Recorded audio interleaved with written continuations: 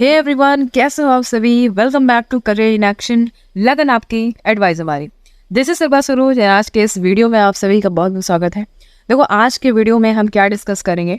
जैसे आप सभी को पता है कि झारखंड माइन इंस्पेक्टर का भी जो एग्ज़ाम हुआ था, ठीक है, JSSC MI का जो एग्ज़ाम हुआ था 2023, ठीक है, उसका जो आपका आंसर की है वो आ गया है। ठीक है, तो आंसर की आप लोग मिला भी लिए होंगे। तो आज के जो पेपर हम जो है सेकंड, ठीक है, पेपर सेकंड आपका क्या था, माइनिंग इंजीनियरिंग का पोर्शन था। माइनिंग इंजीनियरिंग पोर्शन में जियोलॉजी से ज़्यादा क्वेश्चन पूछे गए थे। तो आज के इस वीडियो में हम यही डिस्कस करेंगे कि आपको दिखाएंगे कैसा क्वेश्चन पूछा गया है। ठीक है, और हमारा जो ग्रुप है टेलीग्राम ग्रुप, उससे कितना फ़ायदा हुआ आपको। ठीक है, क्या क्वेश्चन वहाँ से आए हैं, क्या मैं जो प्रैक्टिस करवाई थी, क्या क्लास में जो है वहाँ से आया क्वेश्चन कि नहीं आए हैं, वो आप देखोगे, आपको समझ में आएगा। तो वहाँ पे जो है आप समझ सकते हो कि किस तरीके से क्वेश्चन पूछा है और कैसे आपका तैयारी था। तो चलो फिर बढ़ते हैं आगे, बिना देरी करते हुए। बहुत सारे क्वेश्चन देखेंगे जल्दी जल्दी। तो सबसे पहला क्वेश्चन देखो क्या कहता है, which of the following crystal system is characterized by 3 unequal axis intersecting at 90 degree. ठीक है, तो यहाँ पे क्या बोल रहा है आपको कि ऐसा क्रिस्टल सिस्टम बताइए जिसको कैरेक्टराइज किया गया है 3 अनइक्वल एक्सिस से, जो कि इंटरसेक्ट करती है 90 डिग्री पे। इसका मतलब ये कहना चाह रहा है कि आपने देखा होगा क्रिस्टल कैसा होता है, ऐसा भी होता है।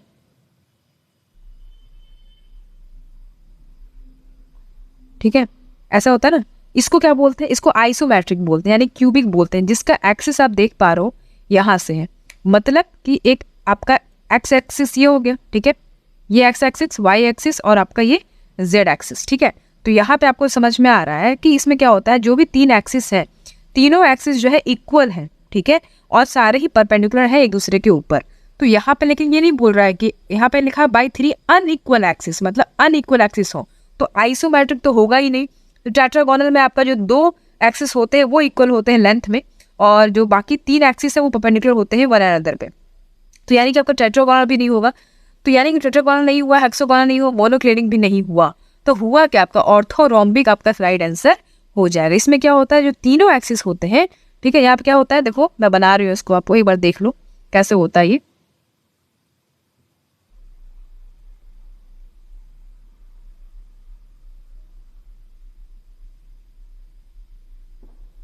सही से बन नहीं रहा, सीधा होगा ये।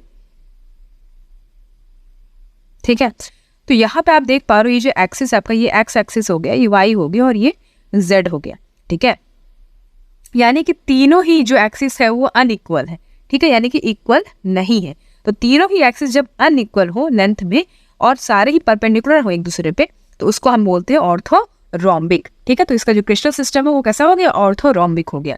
तो यहाँ पे आपको अपना दिमाग लगाना था। अगर आपका कॉन्सेप्ट क्लियर होता तो आप इस क्वेश्चन को कर ले जाते। ठीक है, चलो अभी आगे बढ़ते हैं। इसको मैंने आपको क्रिस्टलाइजेशन में समझाया है कि कैसा हेक्सागोनल क्या होता है, टेट्रागोनल क्या होता है, तो आई थिंक ये सब कर लेते हैं। चलो अभी बढ़ते हैं क्वेश्चन नंबर 2 पे।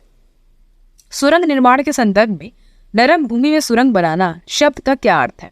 तो सुरंग निर्माण में बोल रहा है कि उसके रिलेशन में, उसके टर्म्स के अकॉर्डिंग होता है नरम भूमि में सुरंग बनाने के शब्द का अर्थ क्या होता है। बरसात के मौसम में सुरंगों का निर्माण, बर्फ में सुरंग खोदना, सुरंग निर्माण के लिए कठोर मशीनरी का उपयोग करना, या फिर नरम चट्टानों या मिट्टी के माध्यम से सुरंग खोदना। तो नरम चट्टान जो होंगी या मिट्टी, उनके माध्यम से सुरंग को खोदना, ये इसका एग्जैक्टली मतलब होता है। नरम भूमि में सुरंग बनाने का मतलब ये होता है। ठीक, चलो क्वेश्चन नंबर 3 देखो। Why is the just in time, JIT लिखा हुआ है, why is the just in time inventory system considered risky for mining operation that are located in remote areas. अब बोलता है कि जो just in time inventory system है, क्यों उसको ऐसा कंसिडर किया गया है कि वो रिस्की होता है माइनिंग ऑपरेशन में। जब हम रिमोट एरियाज में माइनिंग ऑपरेशन करते हैं तो उस केस में ये सिस्टम जो होता है वो रिस्की रह जाता है। क्यों ऐसा होता है, यहाँ पे 4 ऑप्शन दिया है। Because it needs advance technology not available in remote areas, या फिर because it relies on the frequent replenishment of inventory, या फिर because JIT focus on holding excess inventory, है because JIT requires high initial investment. नहीं भाई, ये भी नहीं होगा, ये भी नहीं होगा ना, ये होगा। तो होगा क्या, क्योंकि यहाँ पे देखो क्या बोलता है, because it relies on the frequent replenishment of inventory. ठीक है, मतलब यहाँ पे आपको इन्वेंट्री जो होगा उसको तुरंत ही आपको क्या करना, भरपाई करना पड़ेगा। ठीक है, मतलब फिर से इसको चेंज करना पड़ेगा, इस टाइप से यहाँ कहना चाह रहा है, भरना पड़ेगा। तो इसलिए इसको ये जो है रिमोट एरियाज में थोड़ा रिस्की होता है माइनिंग ऑपरेशन करना। ठीक है, अभी आगे बढ़ते क्वेश्चन नंबर 4 देखो। मूल्यांकन उद्देश्यों के लिए खनिज भंडार का वर्णन करते समय निम्नलिखित में कौन सा कारक आमतौर पर शामिल नहीं होता है। ठीक है, यहाँ पे बोलता है जो मूल्यांकन उद्देश्यों के लिए बोल रहा है कि जो खनिज भंडार होता है उसका वर्णन करते समय कौन सा कारक आमतौर पर शामिल नहीं है इन 4 ऑप्शन में। आयस का टन भार, ये तो होता है। खनन क्षेत्र की ऐतिहासिक पृष्ठभूमि, जो भी खनन एरिया है, ठीक है, उसका ऐतिहासिक हिस्टोरिकल पृष्ठभूमि जो है, इसको ये जो है शामिल नहीं है, इसमें आम कारक नहीं होता ये। सतह के नीचे आयस पिंड की गहराई, बिल्कुल डेप्थ तो देखेंगे ही। आयस की श्रेणी कौन सा, ग्रेड कौन सा, ये भी देखना जरूरी है। तो ये हम नहीं देखते हैं कि ऐतिहासिक पृष्ठभूमि क्या है खनन क्षेत्र का, तो ये इसको शामिल नहीं किया जाता है, ठीक है, मूल्यांकन जब करते हैं हम तब। चलो क्वेश्चन नंबर 5 देखो, यहाँ पे लिखा भूजल पूर्ण वर्णन मुख्य रूप से किसके माध्यम से होता है। तो इसका इंग्लिश क्या होता है पहले तो ये जान लो। ग्राउंड वाटर रिचार्ज बोलते हैं इसको, ठीक है, क्या बोलते हैं, ग्राउंड वाटर रिचार्ज, या फिर इसको डीप ड्रेनेज या डीप पर्कुलेशन भी बोलते हैं, ठीक है। तो देखो ये जो आपका ग्राउंड वाटर रिचार्ज या डीप ड्रेनेज या डीप पर्कुलेशन जो होता है, ये एक जल वैज्ञानिक तकनीकी प्रक्रिया है, ठीक है, एक प्रोसेस है जिसमें वर्षा जो होता है, वर्षा जल जो है ना, उसको सतह से गहराई में ले जाया जाता है, ठीक है, बेसिकली ये होता है इसका काम। ओके, तो यहाँ ऑप्शन में देखो क्या पूछ रहा है, किसके माध्यम से होता है। तो उप सतह में वर्षों का अंत शयदन, झीलों में वाष्पीकरण, नदी का पानी का समुद्र में बहाव, या फिर पौधों द्वारा वाष्पोत्सर्जन। तो मैंने आपको पहले ही बता दिया कि भाई जो उपसतह में वर्षों का अंत संयादन जो होता है, इसके माध्यम से जो है आपका ग्राउंड वाटर रिचार्ज होता है। ये 3 ऑप्शन जो गलत हो जाएगा, ठीक है। तो आगे बढ़े क्वेश्चन नंबर 6 देखो, मानचित्र से प्राप्त भूवैज्ञानिक अनुभाग में निम्नलिखित में कौन सा बोरहोल तथ्यों को चित्रित करने के कारक का सबसे अच्छा वर्णन है। यहाँ पे बोरहोल तथ्यों को बोल रहा है, चित्रित करने का सबसे अच्छा वर्णन क्या हो सकता है इस 4 ऑप्शन में से, ठीक है। यहाँ पे ये बोल रहा है भूमिगत भूगर्भिक विशेषताओं और निरंतरता को दर्शाना, खनन अवसंरचना के लिए उन्नयन विवरण प्रदान करना, या फिर खनन पट्टा क्षेत्रों की रूपरेखा दर्शाना, या फिर सतह स्थल कृति को प्रदर्शित करना। तो आपका जो राइट आंसर हो जाएगा भूमिगत भूगर्भिक विशेषताओं और निरंतरता को दर्शाना, ठीक है। ये जो है आपका निम्नलिखित में से बोरहोल तथ्यों को चित्रित करने के कारक के लिए सबसे अच्छा वर्णन हो सकता है। चलो आगे बढ़ते क्वेश्चन नंबर 7 देखो, in the context of open cast mining what are the initial step taken to expose the mineral deposit. अब यहाँ पे बोलता है कि देखो अगर हम ओपन कास्ट माइनिंग के संदर्भ में देखें तो बोलता है ऐसा कौन सा इनिशियल स्टेप होता है जिससे आप क्या करते हो, मिनरल डिपॉजिट को क्या करते हो, एक्सपोज करते हो। तो भाई हम ओवी ही तो रिमूव करते हैं ना, ओवर बर्डन को रिमूव करेंगे तभी तो हमें मिनरल मिलेगा। तो ये आपका इनिशियल स्टेप हो जाता है। तो बहुत ईजी था ये, drilling, blasting, haulage, construction, setting up processing plant, या फिर ओवर बर्डन रिमूवल। तो वो भी सबको पता होगा, ये जो राइट आंसर हो जाएगा आपका, ठीक है। चलो क्वेश्चन देखो, यहाँ मुझे ऐसा लगता है कि कुछ क्वेश्चन बहुत ही बढ़िया थे और बहुत इजी थे, लेकिन कुछ क्वेश्चन ऐसे दे दिया था जो मतलब बहुत डीप हो, और अगर आपको डीप नॉलेज नहीं है तो आप नहीं कर पाओगे उसको, है ना, मतलब तुक्का लगाओगे वहाँ पे ही काम बनेगा। लेकिन क्वेश्चन जो है लेवल अच्छा है उसका, ठीक है। माइंड इंस्पेक्टर ऑब्वियसली नाम है, ऐसा हल्के में तो ले नहीं सकते इसको हम। क्वेश्चन नंबर 8 है हमारा, who is primarily credited with proposing that theory of continental drift. अब यहाँ पे हमने मंडे टू फ्राइडे, जैसे सबको पता होगा कि टेलीग्राम पे हमारा क्विज चलता है, ठीक है, मंडे टू फ्राइडे। उस मंडे टू फ्राइडे में मॉर्निंग में आपका माइनिंग का चलता है और इवनिंग में आपका नॉन टेक्निकल का पोर्शन चलता है, ठीक है, जीके जीएस ये सब इसका चलता है। उस वाले में जो नॉन टेक्निकल पोर्शन में है, उसमें जो जितने में क्विज कराए जाते हैं उसमें से ये क्वेश्चन आ गया है, who is primary credited with proposing theory of continental drift. Continental drift का जो थ्योरी है इसको किसने दिया है, Harry Hess, Isaac Newton, Alfred Wegener, या फिर चार्ल्स डार्विन। तो अल्फ्रेड वैगनार जो है ना, इन्होंने जो है कॉन्टिनेंटल ड्रिफ्ट थ्योरी जो है दी है। ये क्वेश्चन बकायदा साफ साफ लिखा हुआ वहाँ पे, अगर आपने क्विज करा होता तो आप आराम से करने जाते। काफ़ी सारे वहाँ पे मतलब क्वेश्चन आए हैं वहाँ से टेलीग्राम ग्रुप पे। आपको नहीं पता कि कब क्वेश्चन कहाँ से दे दे, इसलिए प्रैक्टिस करना ज़रूरी है। डेली होता है, आपको फ्री में मिल रहा है, आपको क्या चाहिए, एक स्पेसिफिक टाइम पे मिल रहा है, तो इससे बड़ा चीज़ क्या होगा, इतना इससे बड़ा अचीवमेंट क्या आपको चाहिए, है ना। मंडे टू फ्राइडे आपको ऐसा भी नहीं है कि आपको पेड करना पड़ रहा है उसके लिए, फ्री में हो रहा है, जस्ट आपको ज्वाइन करना है और आपको उस टाइम पे वहाँ पे अवेलेबल होना है। आपको जैसे मान लीजिए 11 बजे मॉर्निंग में होता है तो आप उसको जाके वहाँ पे अटेम्प्ट करिए, फिर इवनिंग में 5 बजे होता है उसको अटेम्प्ट करिए वहाँ पे। तो ये एक डिसिप्लिन मेंटेन करना पड़ेगा। तो इसका राइट आंसर समझ में आ गया, अल्फ्रेड वैगनार। बढ़ते हैं आगे, क्वेश्चन नंबर 9 देखो, which is the probably the most striking component of bituminous coal that tends to be more brittle and often breaking with conchoidal fracture। तो यहाँ पे आपको दिख रहा है ऑप्शन दिया है विट्रेन, मेटालेन, ड्यूरेन, क्लेरेन, ठीक है। तो यहाँ पे क्या होता है, मैंने इसका डायग्राम भेजा था क्लासेस में, जो मैंने पेड क्लास चलाया था।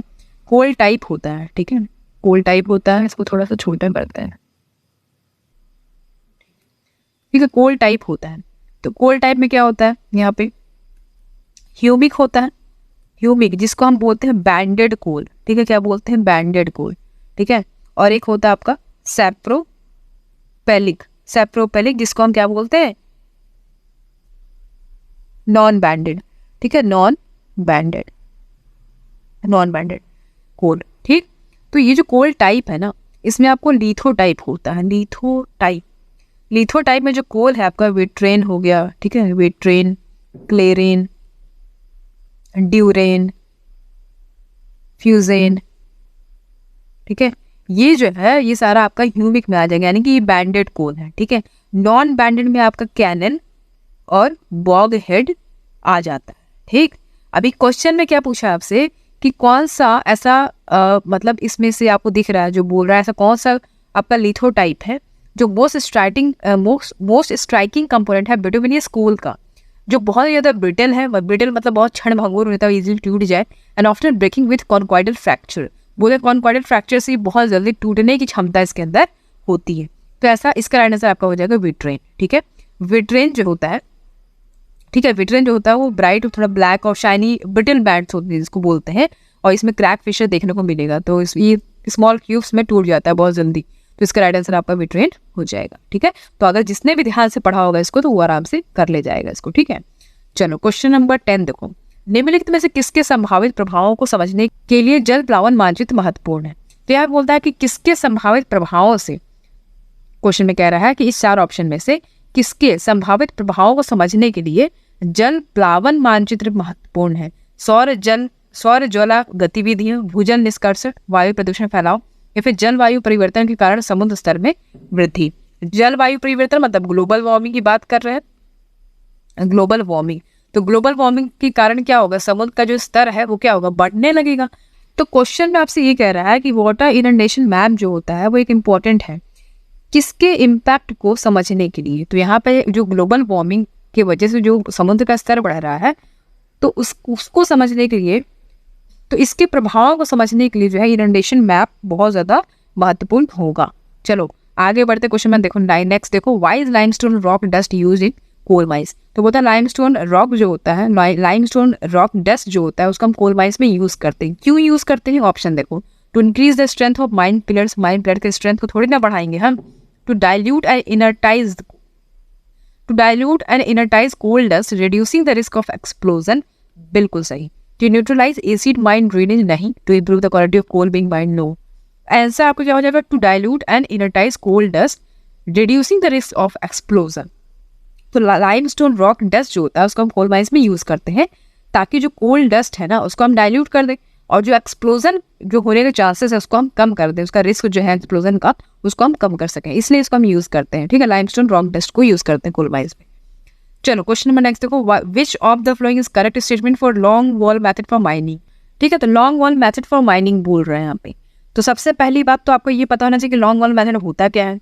तो ये जो मेथड है ये अंडरग्राउंड माइनिंग में होता है, ठीक है, जिसमें हम कोल को एक्सट्रैक्ट करते हैं कहाँ से, 60 से 200 मीटर लॉन्ग फेसेस से जो है हम एक्सट्रैक्ट करते हैं कोल को, और मूव करते हैं कंटिन्यूसली एक डायरेक्शन में बहुत लार्ज डिस्टेंस तक, लिविंग बिहाइंड द गोफ तो छोड़ते हुए, ठीक है। गोफ को हम मतलब पैक कर देते हैं या फिर हम केव के लिए छोड़ देते हैं, ठीक है।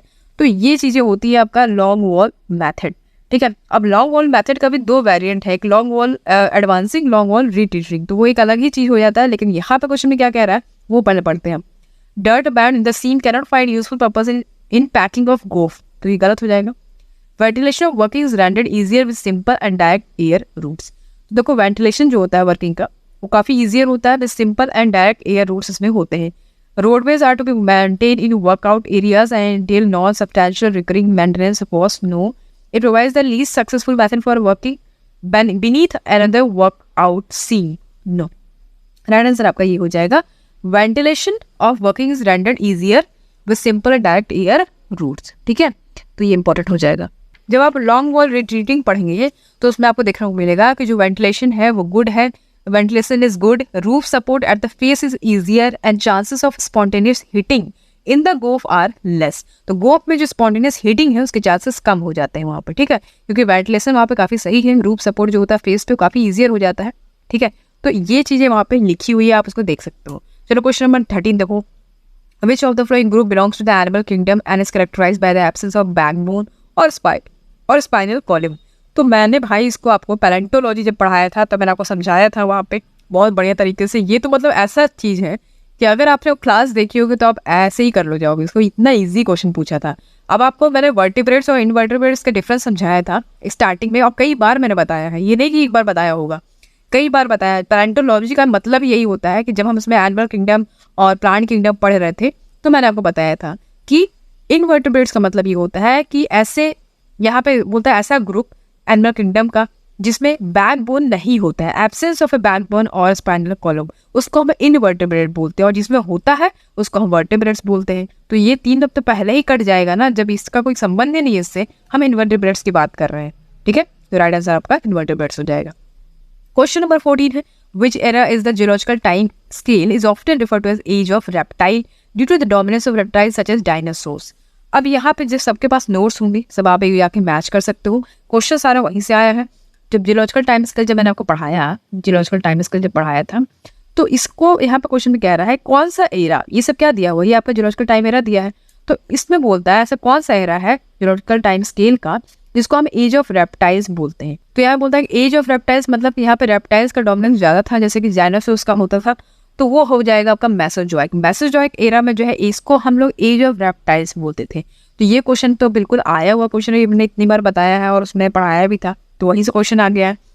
तो जियोलॉजिकल का अगर आप जियोलॉजी की बात करें तो जियोलॉजी के पर्सपेक्टिव से ज़्यादा क्वेश्चन आए हुए हैं यहाँ पे, ये समझ लो। माइनिंग इंस्पेक्टर में बेसिकली होता यही है कि जियोलॉजी से ज़्यादा क्वेश्चन पूछते हैं। ठीक है, तो ये थोड़ा दिमाग में अपने दिमाग की बत्ती जला लीजिए कि जियोलॉजी को आपको एवं ही लेके नहीं चलना है। जियोलॉजी काफ़ी बढ़िया सब्जेक्ट है और उसमें आपको मेहनत करनी पड़ेगी। ठीक है, चलो क्वेश्चन 15 देखो, why are steel support prefer over timber supports in modern underground coal mines. तो यहाँ पे बोलता है कि क्यों स्टील सपोर्ट जो है प्रीफर किया जाता है टिम्बर सपोर्ट के लिए अभी मॉडर्न अंडरग्राउंड कोल माइंस में। क्यों? क्योंकि they are cheaper than timber support? No, they have higher load bearing capacity. देखो, तो स्टील सपोर्ट्स क्यों प्रेफर किया जाता है? क्योंकि उनमें हायर लोड बियरिंग कैपेसिटी होती है। ठीक है, तो ये इंपॉर्टेंट हो जाएगा, ये आपका सही हो जाएगा क्वेश्चन। ठीक, they provide better ventilation, they are most susceptible to degradation from moisture, ये सही गलत हो जाएगा, बाकी आंसर आपका सही हो जाएगा। ठीक है, they have higher load bearing capacity. Question number 16 है हमारा। क्वेश्चन नंबर 16 क्या कहता है? देखो, क्वेश्चन नंबर 16 कहता है what is the primary purpose of contour line on a topographic map.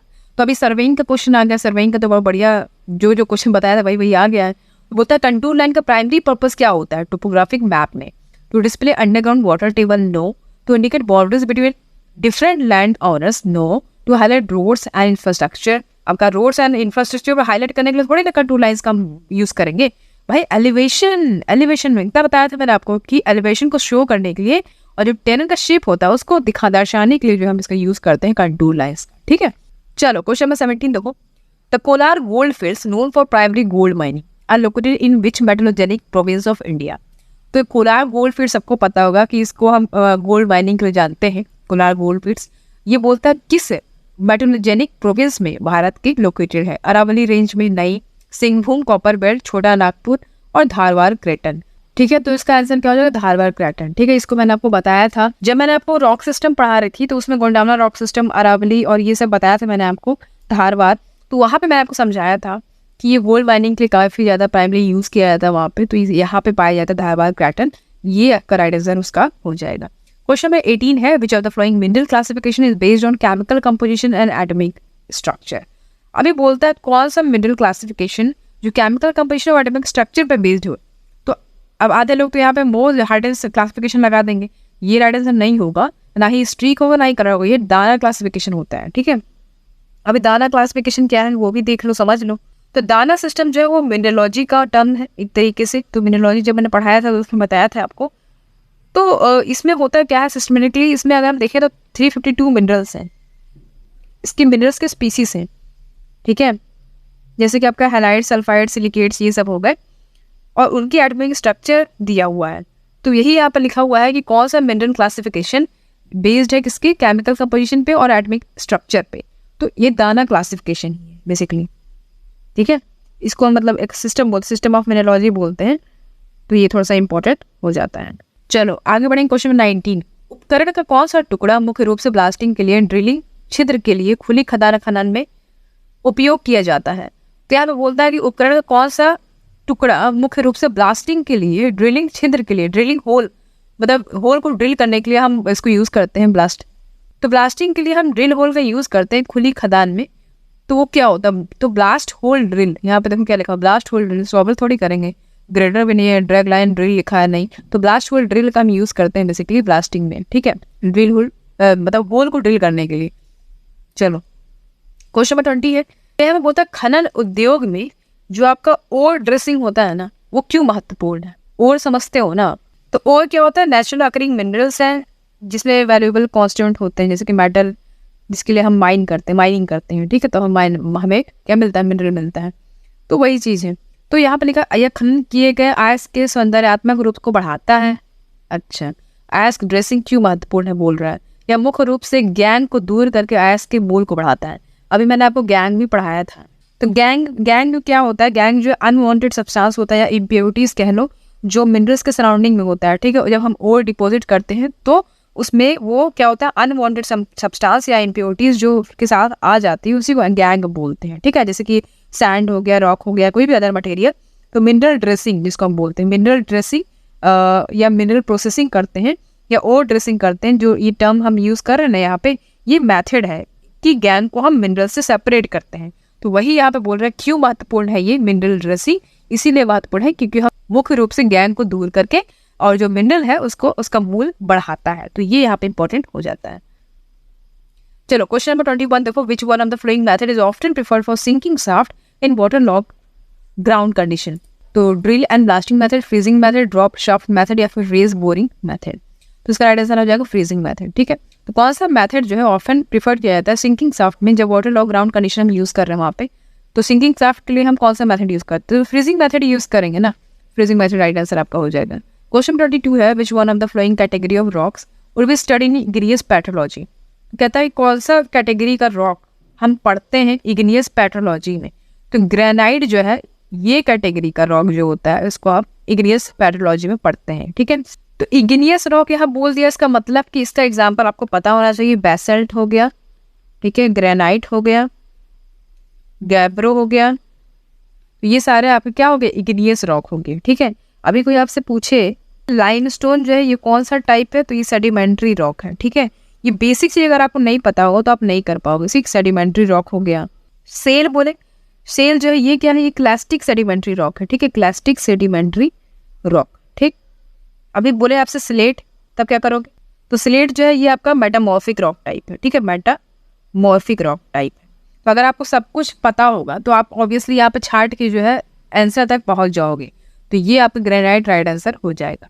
Question 33 देखो, which of the following gases often found in coal mines is odourless, tasteless, colourless and highly flammable, making its detection in the mine atmosphere crucial for safety. तो यहाँ पे देखो बहुत बढ़िया question पूछ रहा है, ऐसा कौन सा 4 ऑप्शन में से गैस है जो कोल माइंस में पाया जाता है। बहुत बढ़िया, बोलता है ऑर्डरलेस होता है, टेस्टलेस होता है, कलरलेस होता है। तो ये सारी क्षमता किसका है, मीथेन का है, CH4। तो बोलता है हाईली फ्लेमेबल है, ठीक है, हाईली फ्लेमेबल है, ज्वलनशील है, make it's detection in the mine atmosphere crucial for safety. तो माइस तो जो मीथेन का परसेंटेज है वो हमें ये बताता है सेफ्टी के लिए हमें बहुत ज़्यादा जरूरी है एटमॉस्फेयर में, जिससे हमें पता चल सकता है कि भाई ये फ्लेमेबल एरिया है कि नहीं, ठीक है। तो मीथेन जो है इसका राइट आंसर आपका हो जाएगा। क्वेश्चन 34 है, which piece of equipment is essential for mine rescue team to wear when entering a mine after an explosion और कोलैप्स। क्वेश्चन में बोलता है कि ऐसा कौन सा इक्विपमेंट इस 4 ऑप्शन में से है जो बहुत जरूरी है माइन रेस्क्यू टीम के लिए, वो पहन के जाते हैं जब माइन में एंटर कर रहे हैं। मान लीजिए कोई एक्सप्लोजन हो गया या कोई कोलैप्स हो गया तो वो वहाँ पे पहन के जाएंगे। तो सेल्फ कंटेंट ब्रीदिंग अपैरेटस ही तो पहन के जाएंगे। सेस्मोग्राफ अर्थक्वेक थोड़ी नापने के लिए करना, गीगर काउंटर, डिजिटल अल्टीमीटर नहीं, सेल्फ कंटेंट ब्रीदिंग अपैरेटस जो है उसको पहन के जाएंगे, ठीक है। क्वेश्चन 25 है, the Brazilian test is primary used to determine the. तो ये जो आपका मॉक टेस्ट हुआ था JSSC MI का, उसमें ये क्वेश्चन पूछा गया था, ब्राजीलियन टेस्ट जो है प्राइमरी हम किस लिए यूज करते हैं, क्या डिटरमाइन करने के लिए। तो सबको पता है भाई टेंसाइल स्ट्रेंथ, रॉक का जो टेंसाइल स्ट्रेंथ होता है वो पता करने के लिए हम ब्राजीलियन टेस्ट का यूज करते हैं। मैंने बताया था कि ब्राजीलियन टेस्ट जो है किसने इसको फाउंड किया, डिस्कवर्ड किया है, जरा कमेंट बॉक्स में कमेंट करके बताइए। Brazilian test is coined by whom, बताइए। तो अब कुछ लोग इसमें भी गलत करके आए, कंप्रेसिव स्ट्रेंथ लगा दिए होंगे, है ना। तो टेंसाइल स्ट्रेंथ रॉक्स का डिटरमाइन करने के लिए हम ब्राजीलियन टेस्ट को यूज करते हैं। क्वेश्चन नंबर 26 है, जीवाश्म संरक्षण की किस पद्धति में किसी जीव के ऊतकों में रिक्त स्थान को खनिजों से भरना शामिल है, जिसमें जीवाश्म सख्त और अधिक प्रतिरोधी बन जाता है। क्वेश्चन में कह रहा है कौन सा मेथड फॉसल प्रिजर्वेशन का इन्वॉल्व है, जिसमें क्या करते हैं जो टिश्यू होता है ऑर्गेनिज्म का उसको हम फिल करते हैं, उस स्पेस को फिल करते हैं मिनरल्स से, ठीक है, जो कि फॉसिल्स को हार्ड बना देता है और मोर रेसिस्टेंट बना देता है। तो कौन सा इस 4 ऑप्शन में से वो है? सांचे में ढलना, कार्बनाइजेशन, पर मिनरलाइजेशन, प्रतिस्थापन। तो इसको मैंने बताया था जब मिनरलाइजेशन पढ़ाया तब पर मिनरलाइजेशन जो है ये आपका राइट आंसर हो जाएगा, ठीक है। मिनरलाइजेशन प्रोसेस का हम यूज करते हैं यहाँ पे ताकि जो स्पेस है उसको हम फिल कर सकें, ठीक है, मिनरल्स से। चलो क्वेश्चन नंबर 47 देखो। क्वेश्चन में आपसे कह रहा है कि which process in the rock cycle is mainly responsible for converting lithic rocks into metamorphic rocks. तो क्वेश्चन में कह रहा है कौन सा प्रोसेस 4 ऑप्शन में से कौन सा प्रोसेस मेनली रिस्पॉन्सिबल है जो लिथिक रॉक्स होता है उसको मेटामॉर्फिक रॉक्स में कन्वर्ट कर देती है, ठीक है। तो यहाँ पे आप देख पा रहे हो अपक्षय, संघनन, निपेक्षण या फिर कायांतरण। तो कायांतरण का मतलब क्या होता है पहले ये देख लो। मेटामॉर्फिज्म जिसको बोलते हैं, ठीक है, मेटामॉर्फोसिस। तो मेटामॉर्फिज्म का जो प्रोसेस है उसके द्वारा जो है ये चेंजेस आते हैं, ठीक है। चलो क्वेश्चन नंबर 28 देखो। In crystallography what does the term Miller indices refers. तो मिलर इंडिसेस जो होता है ये क्या रिफर करता है, क्वेश्चन में कह रहा है the colour and clarity of crystal नहीं, the ratio of the element present in crystal नहीं, रेशियो थोड़ी एलिमेंट में बताएगा, the temperature at which crystal melt, ऐसा टेम्परेचर जिस पे क्रिस्टल मेल्ट हो जाता है, बिल्कुल नहीं। The set of number describing the orientation of a crystal plane. तो यहाँ बोल रहा है कुछ सेट्स होते हैं नंबर्स के जो उनके ओरिएंटेशन को डिस्क्राइब करते हैं क्रिस्टल प्लेन के, तो वो ये दर्शाता है कि मिलर इंडिसेस इसी का मतलब होता है the set of number describing the orientation of a crystal plane, ठीक है। क्रिस्टलोग्राफी का क्वेश्चन था जो कि आया हुआ है। क्वेश्चन 29 है the Mohorovicic discontinuity commonly known as boho represent the boundary between which two layer of earth। मैंने इसको बहुत बार बताया मोराविसिक डिसकंटिन्यूटी, मैंने आपको बताया था कि ये बार बार क्वेश्चन में आएगा, ठीक है, मोराविसिक डिसकंटिन्यूटी। तो अभी आ भी गया है। तो यहाँ पे कोर है, ये कोर है, मेंटल है और ये क्रस्ट है, ये क्रस्ट है, ये मेंटल है और ये कोर है, ठीक है। तो क्वेश्चन में आपसे ये बोल रहा था कि मोराविसिक डिसकंटिन्यूटी जो है ये किसके बीच का डिसकंटिन्यूटी है, ठीक है, मतलब एक ट्रांजिशन जोन आता है जो किसके बीच में होता है। तो ये आपका जो है क्रस्ट और मेंटल के बीच में होता है, यानी कि आपका जो ये क्रस्ट है और ये जो मेंटल है इस दोनों के बीच में जो है मोराविसिक डिसकंटिन्यूटी देखने को मिल जाएगा, ठीक। ये राइट आंसर सी हो जाएगा।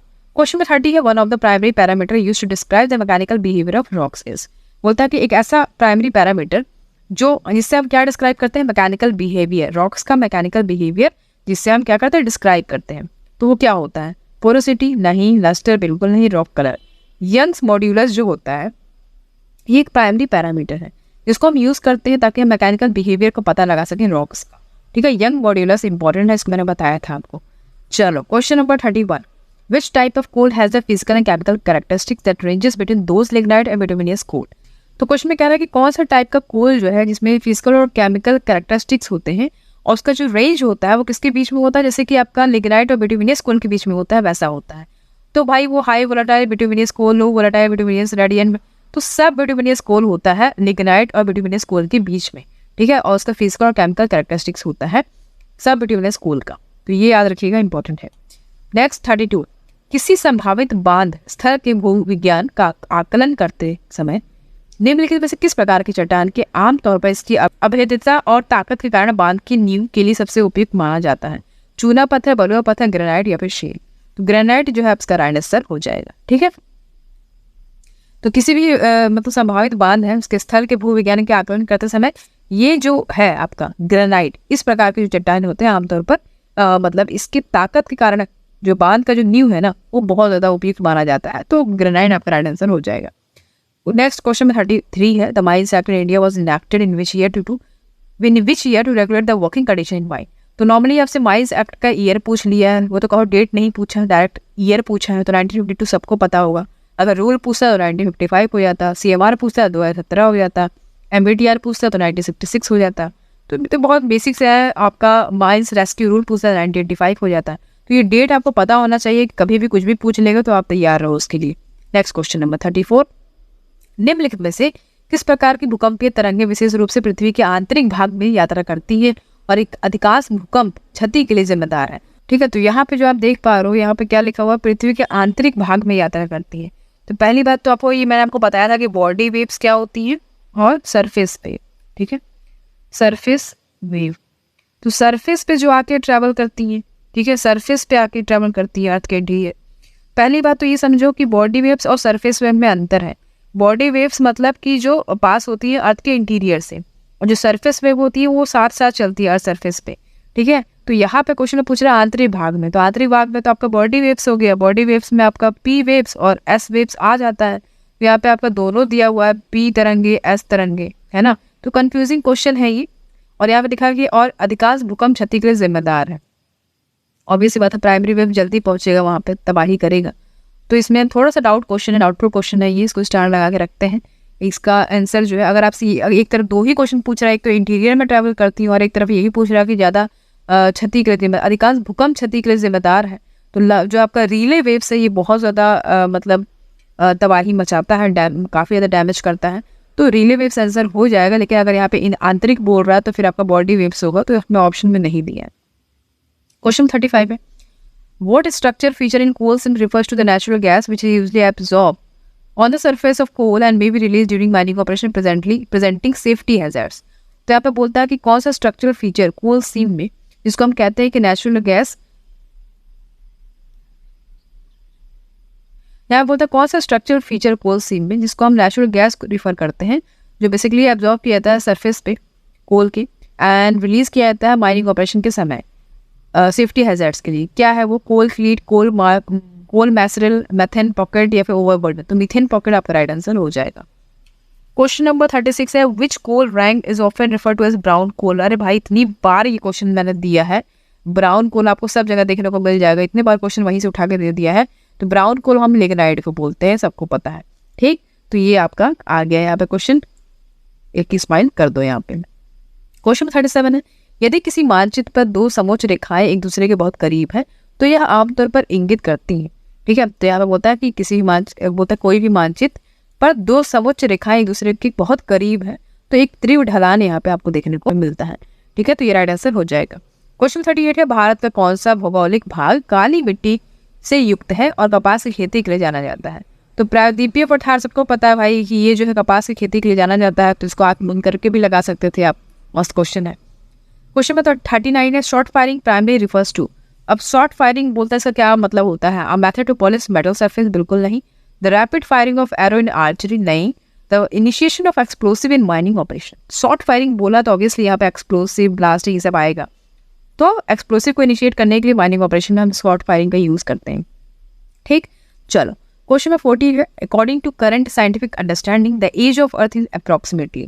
अब भाई सबसे पहला जो जियोलॉजी क्लास मैंने लिया था उसमें आपको मैंने 1 लाइनर फैक्ट्स बताए थे कुछ। ठीक, सबसे पहला क्वेश्चन तो आपका यही आया था कि भाई अर्थ का एज क्या है ना। तो 4.6 बिलियन ईयर्स है, वो सबको पता है कि ये मैंने इतनी बार बताया है, वही क्वेश्चन सेम दे दिया है। अब बहुत बेसिक क्वेश्चन, जैसे कि मैंने आपको बताया कि क्या क्वेश्चन देगा, यही सब तो देगा ना। अर्थ का एज कितना है, सन रेज जो है वो भारत पर कितने समय में पहुंचती है ना, हमारे प्लैनेट से क्वेश्चन पूछ सकता है। जियोलॉजी और ज्योग्राफी कुछ ना कुछ हद तक मिलते हैं, तो वहां से भी क्वेश्चन आ जाता है। तो ये सब क्वेश्चन तो नॉर्मल है, तो आना है। अब ये भी गलत कर दो तो फिर तो मतलब वेस्ट है पूरा आपका पढ़ाई। चलो क्वेश्चन 41 देखो। क्वेश्चन नंबर 41 है, किसी खनिज के चूर्णित रूप का रंग जो आमतौर पर बिना शीशे वाली चीनी मिट्टी की प्लेट पर खनिज को रगड़ कर निर्धारित किया जाता है, क्या कहलाता है? ठीक है, अब यहाँ पे देखो क्या बोल रहा है, खनिज मतलब मिनरल की बात कर रहा है कि उसके चूर्णित रूप का रंग जो आमतौर पर बिना शीशे वाली चीनी मिट्टी की प्लेट पर खनिज को रगड़ कर निर्धारित किया जाता है, उसको हम क्या बोलते हैं? यू धारी, हल्का, चमक, क्या बोलते हैं इसको हम धारी बोलते हैं। ठीक है, धारी को इंग्लिश में क्या बोलते हैं ये भी थोड़ा जानना जरूरी है अपने लिए। धारी को इंग्लिश में हम लोग स्ट्रीक बोलते हैं। क्या बोलते हैं? स्ट्रीक। ठीक है, स्ट्रीक का ही टर्म यहाँ पे दिया हुआ है, तो इसको आपको पता होना चाहिए। चलो क्वेश्चन 42 देखो। मेटामॉर्फिक पैथोलॉजी के अध्ययन में कौन सा शब्द चट्टान के भीतर खनिज कणों या संरचनात्मक विशेषताओं की व्यवस्था और पसंदीदा अभिविन्यास का वर्णन करता है? तो यहाँ पे देखो मेटामॉर्फिक पैथोलॉजी के अध्ययन में बोल रहा है। ठीक है, मेटामॉर्फिक पैथोलॉजी मैंने इसको आपको पढ़ाया था, तो फोलिएशन मैंने आपको समझाया था क्या होता है। फोलिएशन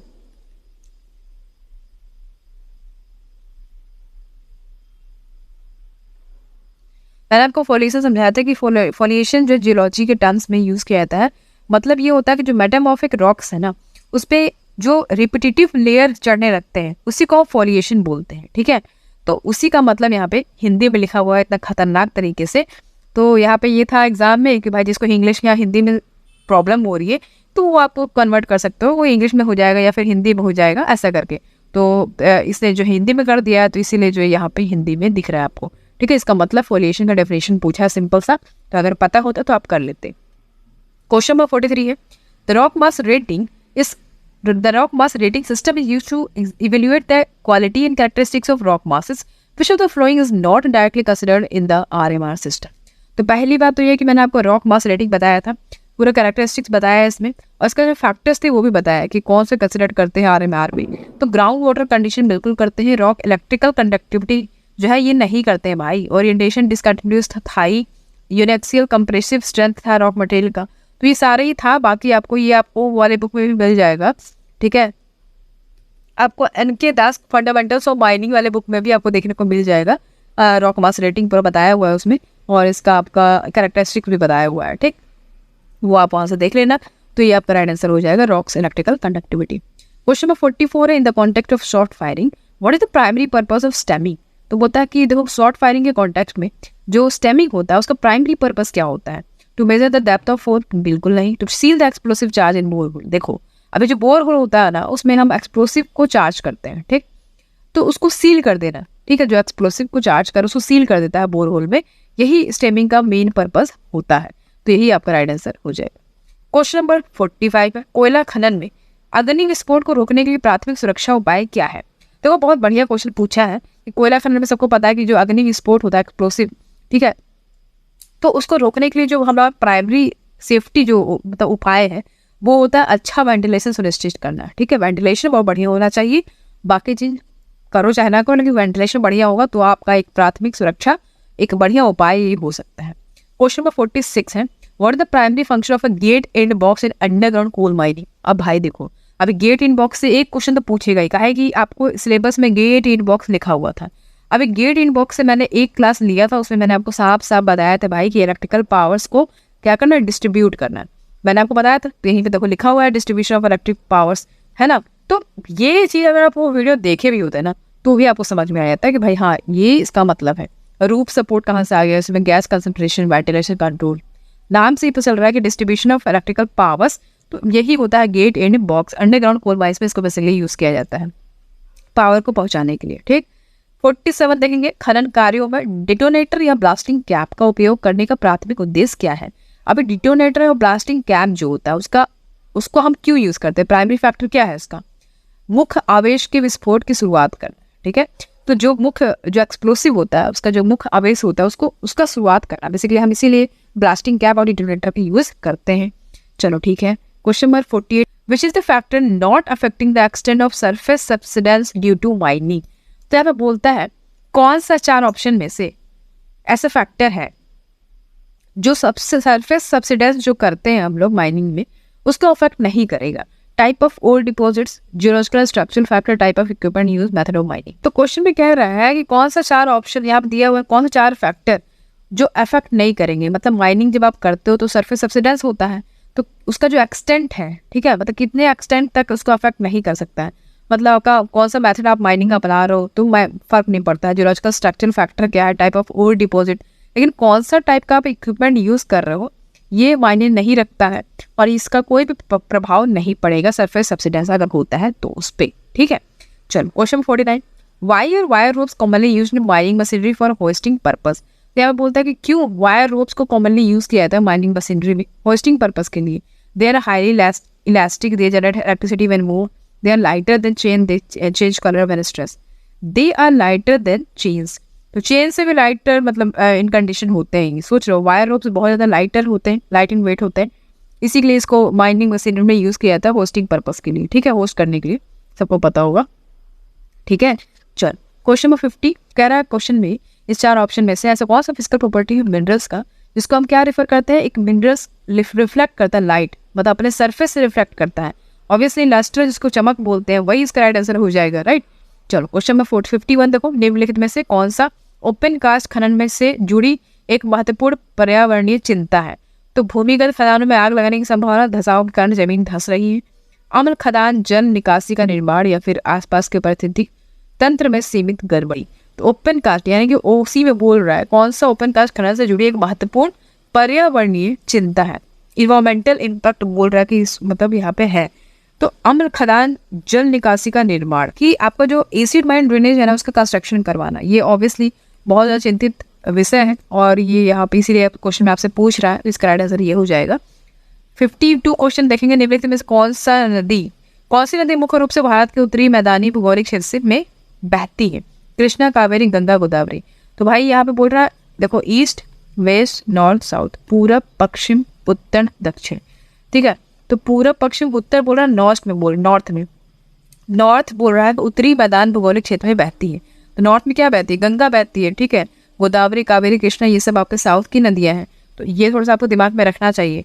तो ये आपका राइट आंसर हो जाएगा। ठीक, चलो क्वेश्चन 53 देखो, एसिड माइन ड्रेनेज। अभी ऊपर क्वेश्चन पूछा एसिड माइन ड्रेनेज से, अभी फिर पूछ रहा है देखो, acid mine drainage from open cast mines can lead to which of the following environmental impacts. अभी बोलता है देखो, सेम क्वेश्चन है, सेम क्वेश्चन मतलब थोड़ा सा अलग कर दिया है कि एसिड माइन ड्रेनेज जो है फ्रॉम ओपन कास्ट माइनिंग, उससे जो है कौन सा एनवायरमेंटल इम्पैक्ट्स हो सकता है, ये बोल रहा है। इंक्रीज इन सॉइल पोरोसिटी नहीं, enhancement of aquatic life, decrease pH in surrounding water bodies. तो वाटर बॉडीज जो भी है उनका जो पीएच लेवल है उसको कम कर देता है एसिड माइन ड्रेनेज। ठीक है, ये राइट आंसर आपका हो जाएगा। क्वेश्चन 54 कहता है निम्नलिखित में से कौन सी विस्फोटक इनिशिएशन प्रणाली ओपन कास्ट ब्लास्टिंग से सबसे सटीक समय नियंत्रण की अनुमति देती है? तो यहाँ पे बोलता है कि कौन सी विस्फोटक इनिशिएशन, ठीक है, मतलब एक्सप्लोसिव, यहाँ पे बोल रहा है कौन सा एक्सप्लोसिव इनिशिएशन प्रणाली ओपन कास्ट ब्लास्टिंग में सबसे सटीक समय नियंत्रण की अनुमति देती है? तो इलेक्ट्रॉनिक डिटोनेटर जो होता है बहुत ज़्यादा बेनिफिट उसमें करेगा। ठीक है, क्वेश्चन 55 है निम्नलिखित में कौन सी चट्टान का प्रकार मुख्य रूप से आक्रिय प्रणाली से संबंधित नहीं है? तो आक्रियन प्रणाली से संबंधित नहीं है, यहाँ पे बोल रहा है आर्कियन सिस्टम, इससे संबंधित नहीं है। राइस या चूना पत्थर, ग्रेनाइट सिस्ट। तो चूना पत्थर जो है आपका, ठीक है, लाइमस्टोन जिसको बोलते हैं, ये जो है इससे संबंधित नहीं। ठीक है, आर्कियन इससे, चलो आर्कियन सिस्टम से संबंधित नहीं। क्वेश्चन नंबर 56 है किस प्रकार का तार रस्सी कोच उच्च ताप प्रतिरोध प्रदान करता है और उच्च तापमान वाले वातावरण के लिए उपयुक्त है? तो यहाँ पे किस प्रकार का तार रस्सी कोर उच्च ताप प्रतिरोध प्रदान करता है? स्वतंत्र तार रस्सी कोर बोल रहा है। ठीक है, स्वतंत्र तार रस्सी कोर जो है ये उच्च ताप प्रतिरोध प्रदान करता है और उच्च तापमान वाले वातावरण के लिए उपयुक्त है ये भी। ठीक है, क्वेश्चन 57 है प्राचीन प्राकृतिक तंत्र को समझने में जीवाश्मों के अवशेष महत्वपूर्ण क्यों हैं? क्योंकि वे प्राचीन जीवों के व्यवहार और गतिविधियों को दर्शाते हैं, इसलिए जो है ये महत्वपूर्ण हो जाते हैं। चलो क्वेश्चन 58 है hydrothermal mineral deposits are associated with which of the following process? तो हाइड्रोथर्मल मिनरल डिपॉजिट मैंने आपको बताया है कि भाई ये एसोसिएटेड है किस टाइप की प्रोसेस से? Interaction of hot water and surrounding rocks. तो बेसिकली हाइड्रोथर्मल मिनरल डिपॉजिट जो है ये किनसे कनेक्टेड है? Interaction of hot water and surrounding rocks.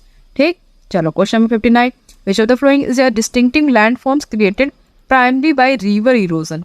तो यहाँ पे देखो क्वेश्चन में क्या बोल रहा है, 4 ऑप्शन दिया हुआ है, बोल रहा है कौन सा लैंडफॉर्म्स जो कि किन के द्वारा क्रिएट होता है? रिवर इरोजन के द्वारा। ठीक है, तो रिवर इरोजन के द्वारा जो क्रिएट होता है लैंडफॉर्म्स उसको हम मेयंडर्स बोलते हैं। ठीक है, क्या बोलते हैं? मेयंडर्स बोलते हैं। ठीक है, ये जब आप पढ़ोगे, मैंने आपको जब पढ़ाया था पेट्रोलॉजी उसमें जियोलॉजिकल टर्म्स भी बताए थे मैंने आपको, रिवर इरोजन क्या होता है, मेयंडर्स क्या होता है, लीज क्या होता है ना, ये सब बताया, सैंड ड्यून्स ये सब मैंने समझाया था। उसमें देखोगे आपको समझ में आएगा एग्जैक्टली, इसको डायग्राम से मैंने समझाया था बाकायदा, ताकि आप क्योंकि नाम भी ऐसे स्ट्रेंज टाइप के थे, नाम से समझ में नहीं आएगा एग्जैक्टली क्या रहे हैं, इसलिए मैंने आपको डायग्राम से समझाया था। तो आपको देखना, अगर आपको ज्वाइन करना हो तो आप हमारा बैच ज्वाइन कर सकते हैं MPPSC वाला। अभी तो झारखंड माइंस इंस्पेक्टर का मैंने आपको बता रही हूँ, समझाने के लिए मैं कह रही हूँ कि अगर आप चाहो तो बैच ज्वाइन कर सकते हो। चलो question number 60 which symmetry elements in molecular geometry represent a plane where a molecule can be reflected to produce an identical shape? अब यहाँ बोलते हैं कौन सा सिमेट्री एलिमेंट्स मॉलिक्यूलर ज्योमेट्री में जो कि क्या रिप्रेजेंट करता है? एक प्लेन रिप्रेजेंट करता है जहाँ पे मॉलिक्यूल्स रिफ्लेक्ट होते हैं और वो प्रोड्यूस करते हैं एक आइडेंटिकल शेप, तो उसको हम मिरर प्लेन बोलते हैं। सिंपल है ना, अपना आइडेंटिकल शेप ही तो प्रोड्यूस करेंगे रिफ्लेक्ट करके, तो वो मिरर प्लेन से ही हो सकता है। जो क्वेश्चन में 61 है भारत के खनन नियामक ढांचे के तहत कौन सा निकाय प्रमुख खनिजों के लिए खनिज रियायतें देने के लिए मुख्य रूप से जिम्मेदार है? राज्य सरकार। और कौन? राज्य सरकार ही जिम्मेदार है ना। चलो क्वेश्चन नंबर 62 संरक्षण के निम्नलिखित में से किस तरीके में न्यूनतम या बिना किसी परिवर्तन के मूल कंकाल सामग्री या प्रत्यक्ष संरक्षण शामिल है? तो यहाँ पे अपरिवर्तित संरक्षण यहाँ पे बोल रहा है। ठीक है, यहाँ पे किस तरीके में न्यूनतम या बिना किसी परिवर्तन के मूल कंकाल सामग्री या प्रत्यक्ष संरक्षण शामिल है। बिना किसी परिवर्तन बोल रहा है तो अपरिवर्तित संरक्षण हो जाएगा। ठीक है, आपको अगर थोड़ा सा दिमाग भी लगा होगा तब भी आपको समझ में आ जाएगा कि बस ये यही राइट आंसर होगा। क्वेश्चन नंबर 63 है, in mining what does the term stoping refers to. अब स्टोपिंग का मतलब पूछ लिया, देखो बहुत बढ़िया है, अमित सर ने इसको बताया भी था तो सबको समझ में आ भी गया होगा, अंडरग्राउंड का क्वेश्चन है। तो यहाँ पे the underground excavation of ore, तो अंडरग्राउंड जब हम खनन करते हैं और हमको जब एक्सकवेट करना है तो उसको हम स्टोपिंग बोलते हैं। ठीक है, तो यही इसका मतलब होता है और यही आपका राइट आंसर हो गया। चलो क्वेश्चन नंबर नेक्स्ट देखेंगे, निम्नलिखित में किस प्रकार की चट्टान का निर्माण मुख्य रूप से पृथ्वी की सतह के नीचे से पिघले पदार्थ के जमने से होता है। तो यहाँ पे बोलता है कि कौन सा किस प्रकार की चट्टान का निर्माण, ठीक है, किसके लिए कैसे होता है, पृथ्वी की सतह के नीचे जो पिघले पदार्थ हैं उनके जमने से हो जाता है। तो उसको हम क्या बोलते हैं, उसको हम सगुटिका, कायंत्रित, अवसादी या फिर अग्निज। तो इसको हम क्या बोलते हैं, इसको हम इग्नियस बोलते हैं, इग्नियस रॉक्स। ठीक है, तो मैंने आपको बताया था कि इग्नियस रॉक्स की जब हम बात करते हैं तो कैसे फॉर्म होता है, जो आपका मैग्मा या लावा होता है वो कूल हो जाता है और सॉलिडिफाई हो जाता है, उसी के बाद जो है आपका ये बन जाता है। ठीक है, इग्नियस रॉक्स इंपॉर्टेंट है, तो वही यहाँ पे पूछा। ऑब्वियसली इग्नियस रॉक से क्वेश्चन आए ना आए ऐसा हो ही नहीं सकता। इग्नियस रॉक से क्वेश्चन पूछ सकता है, एग्जाम्पल पूछ सकता है, कौन सा रॉक्स इसमें आते हैं, तो कहीं ना कहीं पूछेगा, यही सब तो क्वेश्चन पूछेगा, और क्या थोड़ी कुछ अलग से पूछ लेगा डिफरेंट एकदम हटके, तो वो नहीं हो सकता। एक दो क्वेश्चन मान सकता है लेकिन ऐसा नहीं कि पूरे ही क्वेश्चन में ऐसा पूछे। चलो क्वेश्चन नंबर 65 देखो, which machinery is used in open cast mining for removing overburden and creating the mining pit. तो भाई ये तो बच्चा ही बता देगा कि ओपन कास्ट माइन में ओवरबर्डन को रिमूव करने के लिए कौन सा मशीनरी का यूज करते हैं, तो ऑब्वियसली ड्रैगलाइन का यूज करेंगे हम। ठीक है, चलो क्वेश्चन नंबर 66 कहता है, which type of pump is typically used in mines where when dealing with high head condition but relatively lower flow rates. तो यहाँ बोलता है कौन सा टाइप का पंप टिपिकली हम माइंस में यूज करते हैं जब हमें किससे डील करना होता है, हाई हेड कंडीशन से, बट लो रेट्स होना चाहिए, उसका मतलब फ्लो रेट जो है वो कम होना चाहिए, रिलेटिवली लो होना चाहिए। तो वो बेसिकली हम रेसिप्रोकेटिंग पंप को में ये देखने को हमें मिलता है। तो ये क्वेश्चन आपका टेलीग्राम से आया हुआ है, टेलीग्राम में क्विज जो हमने कराया था माइनिंग का, उसमें आपको ये देखने को मिल जाएगा रेसिप्रोकेटिंग पंप। जाके वहाँ पर सर्च करोगे तब भी आपको मिल जाएगा क्विज वहाँ पे। ठीक है, कोई भी क्वेश्चन है बस जाके वहाँ पर सर्च बार में सर्च करोगे तो क्वेश्चन अगर होगा उससे रिलेटेड तो क्वेश्चन सामने आ जाएगा। ठीक है, ये तरीका है करने का सर्च टेलीग्राम पे। चलो क्वेश्चन 67 देखो, which mining method involves the removal of overlying layer of soil and rocks to access mineral deposit close to the earth surface. तो यहाँ पे बोलता है कौन सा माइनिंग मेथड हम उसको यूज करते हैं जब हमें ओवरलाइंग लेयर जो होता है सॉइल के ऊपर या फिर रॉक्स के ऊपर जब हमें मिनरल का डिपोजिशन करना होता है तो हम उस मेथड का यूज करते हैं। ठीक है, जो अर्थ सरफेस से क्लोज होता है तो उसको हम सरफेस माइनिंग ही तो बोलेंगे ना भाई। ओवरलाइंग लेयर्स है सॉइल पे, रॉक्स पे, तो उसको हमें हटाना है, रिमूव करना है, तो वो अर्थ सरफेस पे तो सरफेस माइनिंग ही तो कहेंगे ना उसको, सरफेस माइनिंग ही तो इन्वॉल्व होगा ऐसे प्रोसेस में। चलो नेक्स्ट क्वेश्चन नंबर 68 है, which of the following is not A common challenge faced by pumps in underground mining operation. बोलता है ऐसा कौन सा ऑप्शन है चार में से जो कि एक कॉमन चैलेंज नहीं है जो हम फेस करते हैं जब हम पंप को यूज करते हैं अंडरग्राउंड माइनिंग ऑपरेशन में। तो कैविटेशन तो है ही, गैस लॉकिंग भी है, हैंडलिंग सॉलिड्स भी है, सोलर डिग्रेडेशन जो है ये जो है कॉमन चैलेंज नहीं है। ठीक है, जब अंडरग्राउंड माइनिंग में ऑपरेशन में हम पंप्स का यूज करते हैं तब। क्वेश्चन नंबर 69 है, in geological setting what does the inliner refers. अब इनलाइनर क्या होता है ये भी मैंने आपको बताया था भाई, जब क्लास कराया था तो मैंने आपको बताया था। देखो, a selection of older rocks surrounded by younger rocks. जो आपका ओल्डर रॉक्स होते हैं ना, पुराने पत्थर हैं, तो इनको सराउंड कर लिया जाता है यंगर रॉक्स के द्वारा। ठीक, यंगर रॉक्स इस पे आ जाते हैं, इसी को हम बोलते हैं इन लायर। ठीक है, इन लायर आउट लायर मैंने आपको बताया था, अगर आपको दिमाग में होता तो आप इसको सही कर लेते। ठीक, राइट आंसर ये हो गया। क्वेश्चन नंबर 70 है, in chain surveying what does the term chainage refers to. अभी देखो, चेन सर्वेइंग में बोलता है चेनेज का मतलब क्या होता है, क्या होता है linear measurement along the main survey line. यही तो होता है लीनियर मेजरमेंट, मेन सर्वे लाइन से आपका लीनियर मेजरमेंट कितना है वही चेनेज होता है।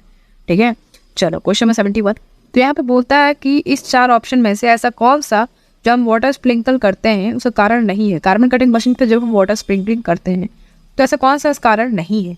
तो देखो यहाँ पे मशीनरी का ठंडा होना, धूल दमन और सुरक्षा, पानी की संरक्षण, कटाई की दक्षता में सुधार। तो यहाँ पे जो है आपको दिख रहा है कारण बोल रहा है, छिड़कने का कारण नहीं है। ठीक है, तो पानी की संरक्षण ये जो कारण नहीं है, बाकी सब है। ठीक है, मशीनरी का ठंडा होना, धूल दमन और सुरक्षा, कटाई की दक्षता में सुधार, पानी का संरक्षण जो ये अब गलत हो जाएगा, तो ये आपका यहाँ पे राइट हो जाएगा, ठीक है, राइट आंसर। देखो 72 क्या कहता है, इन the context of mining engineering and topographic mapping what is the primary purpose contour line. तो कंटूर लाइन का फिर से वही कंटूर लाइन ऊपर पूछा था, फिर यहाँ पूछ लिया। कंटूर लाइन का यहाँ बोलना चाह रहा है कि प्राइमरी पर्पस क्या होता है माइनिंग इंजीनियरिंग और टोपोग्राफिक मैपिंग में। तो भाई आप एलिवेशन का ही तो डिपिक्ट करते हैं, और जो लैंड सरफेस का शेप है उसी को तो पता लगाने के लिए हम कंटूर लाइन बनाते हैं। तो वही लिखा हुआ है, to depict elevation and shape of the land surface, ठीक।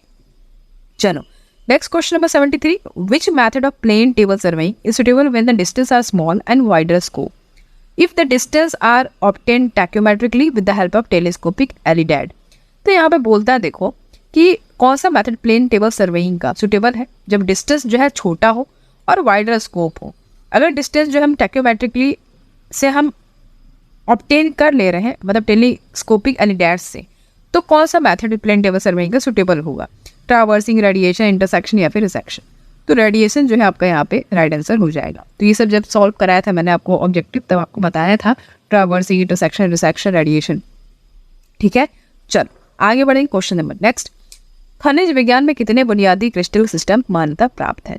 तो कितने खनिज विज्ञान में बोल रहा है, यानी कि जियोलॉजी में बोल रहा है, ठीक है। जियोलॉजी में कितने बुनियादी क्रिस्टल सिस्टम मान्यता प्राप्त है। 7 जो है आपके सिस्टम मान्यता प्राप्त है, 7 क्रिस्टल सिस्टम, ठीक है, मान्यता इनका प्राप्त है, याद रखिएगा। बढ़ते हैं 75। देखो खदानों में कोयले की धूल के विस्फोट में निम्नलिखित में से कौन सा कारक प्राथमिक योगदान करता नहीं है। यहाँ पे ज्यादातर क्वेश्चन नहीं वाला पूछा है, नॉट वाला, यस यस वाला सबको पता होगा, नॉट वाला पूछ लो तो आप कंफ्यूज कर दो। तो यहाँ पे बोलता है खदानों में कोयले के धूल के विस्फोट में निम्नलिखित में से कौन सा कारक प्राथमिक योगदान करता नहीं है। मतलब कोयले में जो धूल का विस्फोट हो रहा है, ठीक है, उसमें एक प्राइमरी योगदान जो नहीं देता हो, हवा में कोयले की धूल की उच्च सांद्रता, बढ़ा हुआ ऑक्सीजन स्तर, अच्छी तरह वेंटिलेटेड खदान दीर्घाएं, एक इग्निशन स्रोत की उपस्थिति। तो आपका अच्छी तरह वेंटिलेटेड खदान दीर्घाएं यहाँ पे जो लिखा हुआ है ये योगदान नहीं करती, ठीक है। खदान में जो कोयले की धूल की विस्फोट में जो ये जो आपको अच्छी तरह वेंटिलेटेड खदान दीर्घाएं दिख रहा है, ये जो कारक है ये प्राथमिक योगदान नहीं करती है, ठीक है। चलो नेक्स्ट देखो 76, खान में प्रतिबंधित या आग वाले क्षेत्रों के पास काम करते समय निम्न में से क्या महत्वपूर्ण है। तो यहाँ पे बोल रहा है कि जो माइंस होता है उसमें जो प्रतिबंधित यानी प्रोहिबिटेड जो या फिर आग वाले क्षेत्र के पास जो काम करते समय क्या बातें महत्वपूर्ण है। हानिकारक गैसों के संचय से बचने के लिए उचित वेंटिलेशन सुनिश्चित करें। तो ये जो आपको दिया हुआ है ये बहुत ही ज़्यादा महत्वपूर्ण है, वेंटिलेशन बहुत ज़्यादा इंपॉर्टेंट है, इसलिए बार बार आपको देखने को मिल रहा होगा, ठीक है। चलो नेक्स्ट देखो 77, Zawar region in India famous for its deposit of zinc and lead is associated with geological province. तो जियोलॉजिकल प्रोविंस मैंने आपको समझाया था, ये सब आया था पथारवाल, ग्रेटन, बस्टर, सिंह, अरावली, दिल्ली बेल्ट।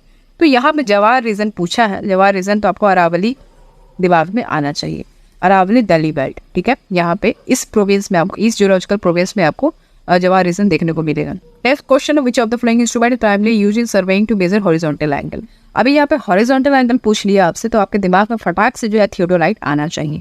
थियोडोलाइट जो है ये प्राइमरी हम सर्वेइंग के लिए यूज करते हैं, जब हमें हॉरिजॉन्टल एंगल मेजर करना होता है तब हम थियोडोलाइट को यूज करते हैं।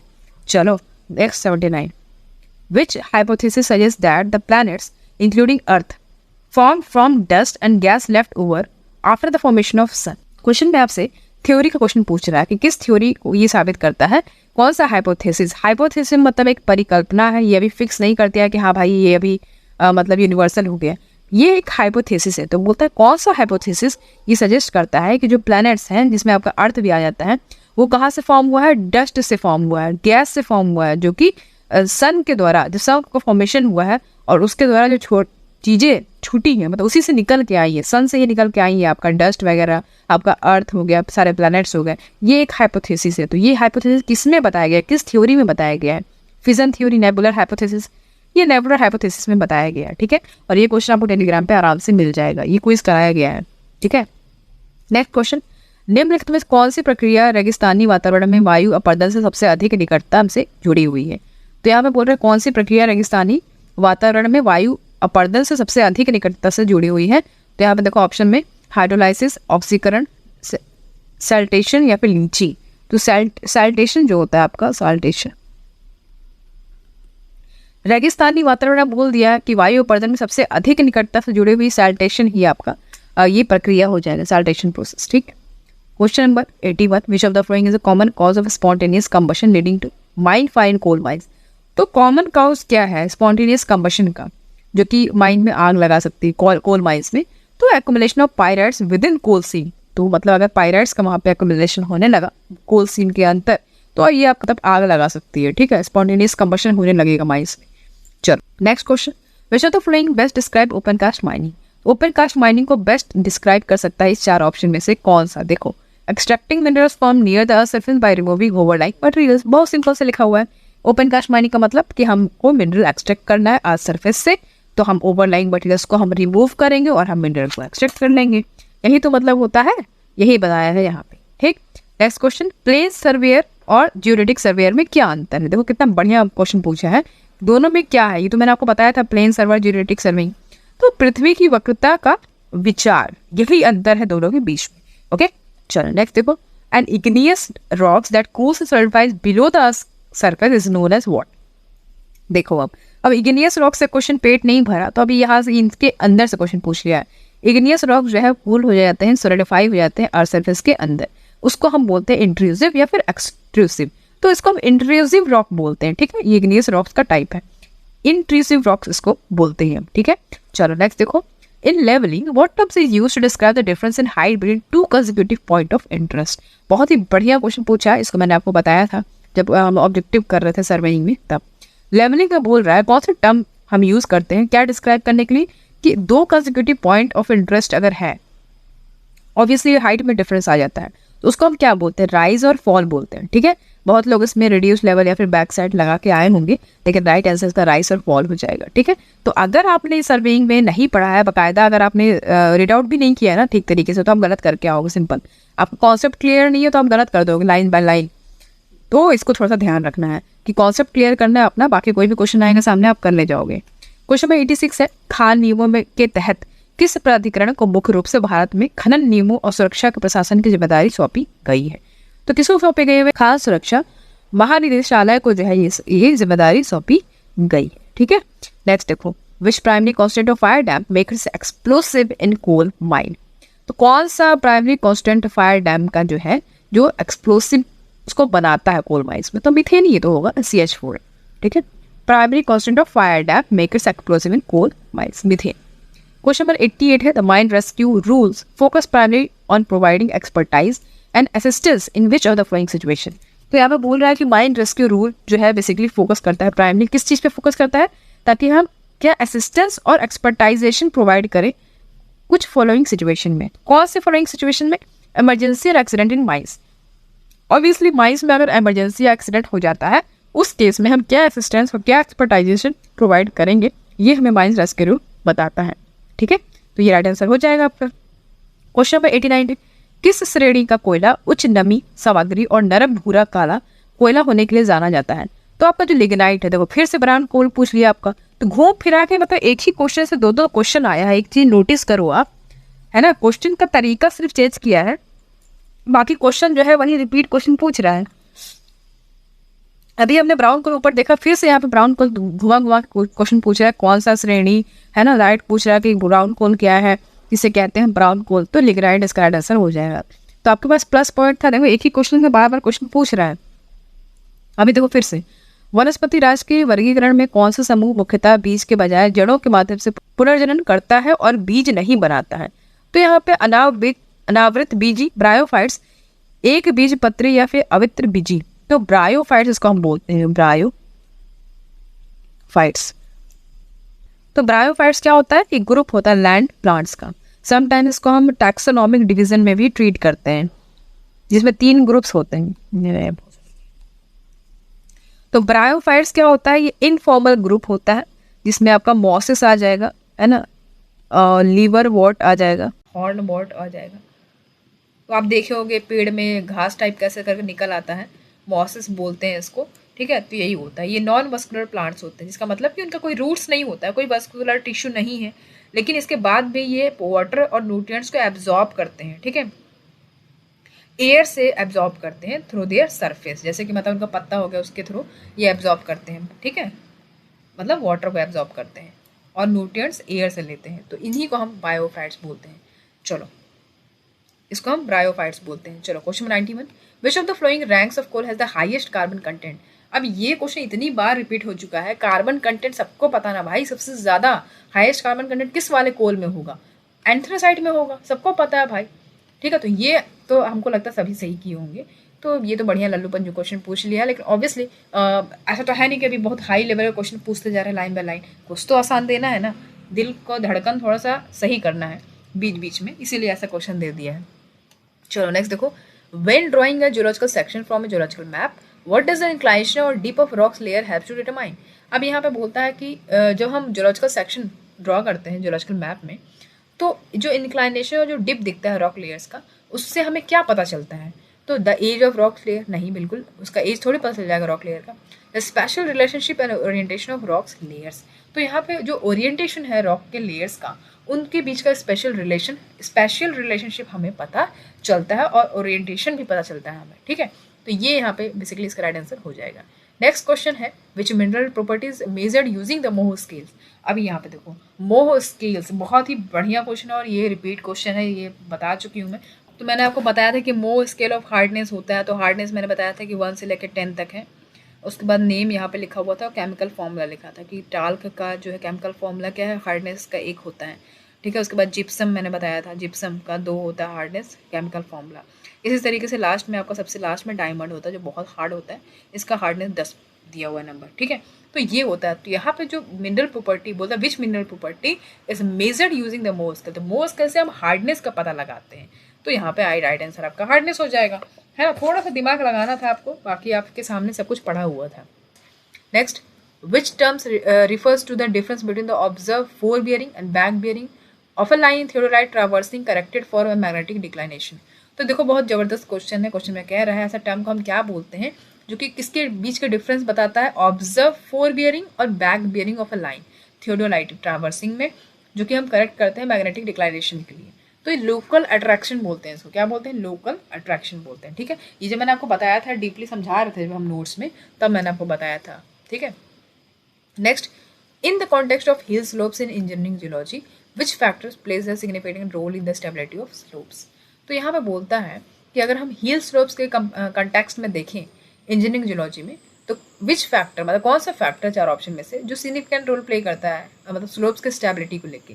तो जो एंगल होता है स्लोप का, तो ये जो फैक्टर है एंगल ऑफ स्लोप, ये सिग्निफिकेंट रोल प्ले करता है स्लोप के स्टेबिलिटी में। ठीक है, next, which of the following process is most responsible for the formation of banded iron formation. तो बैंडेड आयरन फॉर्मेशन में कौन सा प्रोसेस बहुत ज़्यादा रिस्पॉन्सिबल है, oxidation of iron in early oceanic condition followed by sedimentation.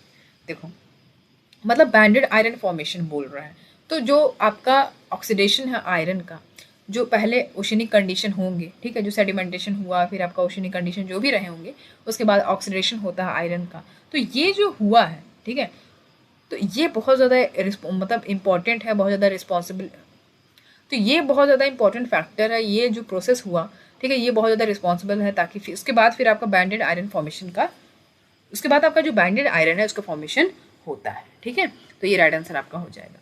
Next है which rock type is form predominantly from the accumulation of organic material often aquatic settings. तो यहाँ पे बोलता है कौन सा रॉक टाइप जो फॉर्म होता है predominantly from the accumulation of organic material. तो ऑर्गेनिक मटेरियल्स का जब एक्यूमुलेशन होता है, जब इकट्ठा हो जाते हैं सारी जगह, ठीक है, एक्वाटिक सेटिंग्स में, तो उसको हम लाइमस्टोन बोलते हैं। ठीक है, मतलब आपको जानते होगा जिसको हम चूना पत्थर बोलते हैं, तो ये इसी को बोलते हैं। ठीक है, तभी ये फॉर्मेशन इसका होता है।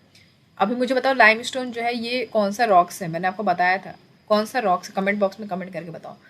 नेक्स्ट क्वेश्चन देखो, which measures can significantly reduce the risk of inhalation hazard in mines such as coal dust and silica. अभी मेरे को ये नहीं समझ में आ रहा है, अभी ये क्वेश्चन का हेर फेर मेरे को समझ में आ रहा है। अभी ऊपर हमने क्वेश्चन देखा, ठीक है, क्वेश्चन 99 है ना, अभी देखते हैं इसको। तो मुझे समझ में नहीं आ रहा है कि आखिर क्वेश्चन का अदला बदली हो रहा है। अच्छा, यहाँ पे क्वेश्चन नंबर 94 जो है, क्वेश्चन नंबर 94 में क्वेश्चन कुछ और दे दिया और ऑप्शन कुछ और दे दिया है। ठीक है, तो ये आपका गलत हो जाएगा, यहाँ पे ये ऑप्शन ही गलत हो जाएगा। तो यहाँ पे मुझे लगता है ग्रेस मार्क मिलना चाहिए। ये तो बड़ा दिक्कत वाला चीज़ हो गया है। यहाँ पे देख रहे हो क्वेश्चन कुछ और दे रहा है, ऑप्शन कुछ और दे रहा है, और हम यहाँ पे जब कर रहे हैं तब समझ में आ रहा है। तो इनहेलेशन हैजार्ड माइंस में जो हो जाता है उसको रोकने के लिए हम क्या स्टेप ले सकते हैं, तो डस्ट सप्रेशन टेक्निक्स, वो ऑब्वियसली बात है डस्ट को सप्रेस करेंगे हम, ठीक है। अभी वाटर स्प्रिंकलर मैथड्स होते हैं, बहुत सारी चीज़ें होती हैं, वो सब हम यूज़ करेंगे तब हम जाके इसको जो इनहेलेशन हैजार्ड्स है माइंस में उसको हम कम कर सकते हैं, ठीक है। चलो नेक्स्ट देखो, which of the following equipment is primarily used for loading blasted rocks in open cast mining operation. तो बोलता है कौन सा इक्विपमेंट प्राइमली हम यूज़ करते हैं लोडिंग मतलब ब्लास्टेड रॉक्स को लोड करने के लिए ओपन कास्ट माइनिंग ऑपरेशन में, तो हम शॉवल का यूज़ करते हैं बेसिकली, ठीक है। चलो नेक्स्ट देखो question number 101, in underground coal mines which method employs steel arches और props as support and progressively move forward leaving the void और गोब बिहाइंड। तो यहाँ पे देखो बढ़िया क्वेश्चन बोल रहा है कि अंडरग्राउंड कोल माइंस में कौन सा ऐसा मेथड है हम स्टील आर्क्स और प्रॉप्स का यूज़ करते हैं एज अ सपोर्ट और इसको हम फॉरवर्ड मतलब अनप्रोग्रेसिवली फॉरवर्ड मतलब प्रोग्रेसिवली आगे बढ़ाते हैं और हम जो गॉब होता है उसको हम पीछे छोड़ देते हैं, तो वो लॉन्ग वॉल माइनिंग होता है। लॉन्ग वॉल माइनिंग मेथड मैंने आपको अभी बताया, ऊपर बताया था क्वेश्चन में, तो लॉन्ग वॉल माइनिंग मेथड आपका राइट आंसर यहाँ पे हो जाएगा। क्वेश्चन में नेक्स्ट है, what is the primary function of winding in a mining shaft. तो प्राइमरी फंक्शन पूछ रहा है, वाइंडिंग का जो प्राइमरी फंक्शन होता है माइनिंग शाफ्ट में क्या होता है। सबको पता है to transport miners and materials in and out of the mine. तो माइन के बाहर या अंदर ले जाने के लिए जो माइनर्स होते हैं या मटेरियल्स होता है उनको हम ट्रांसपोर्ट करते हैं, सबको पता है शाफ्ट में, ठीक है। चलो नेक्स्ट देखो 103 क्या दिया, 5 जगत वर्गीकरण प्रणाली में किस जगत में बहुकोशीय यूकैरियोटिक जीव शामिल है जो प्रकाश संश्लेषण कर सकते हैं। तो यहाँ पे देखो आप देख पा रहे हो 5 जगत वर्गीकरण प्रणाली में लिखा हुआ है, ठीक है। तो यहाँ पे पहले तो हमें पता होना चाहिए कि जो ये आपका 5 जगत प्रणाली का जो प्रस्ताव है ये R.H. व्हिटेकर ने दिया था, ठीक है। तो जो आपका वर्गीकरण इन्होंने करा था तो उसी बेस पे जो ये क्वेश्चन पूछा गया है। तो इस वर्गीकरण में जो परिभाषित 5 जगतों को मोनेरा, प्रोटिस्टा, फंजाई, प्लांटे,